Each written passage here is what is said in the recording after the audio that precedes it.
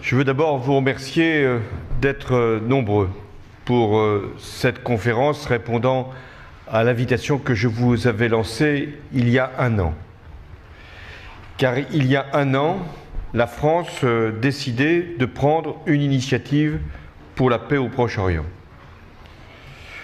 Le ministre des Affaires étrangères, Jean-Marc Ayrault, a porté inlassablement cette volonté de donner une perspective. Et je me suis moi-même entretenu avec la plupart des chefs d'État et de gouvernement de la région et au-delà. Il y a eu cette réunion ministérielle le 3 juin.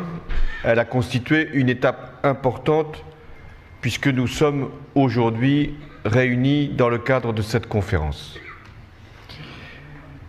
L'initiative que la France a lancée et à laquelle vous avez pleinement adhéré, c'était d'abord une alerte. Car la solution des deux États, celle sur laquelle la communauté internationale s'était retrouvée depuis plusieurs années, apparaît menacée. Elle l'est physiquement sur le terrain, par l'accélération de la colonisation.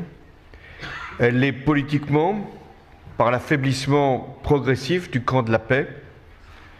Elle l'est moralement, par la méfiance qui s'accumule entre les partis et bien sûr qu'exploitent les extrémistes. Elle l'est enfin par les terroristes eux-mêmes qui ont toujours redouté la perspective d'un accord israélo-palestinien. Et l'attentat qui a frappé Jérusalem le 8 janvier dernier en est la manifestation la plus abjecte et qui mérite d'être condamnée par tous.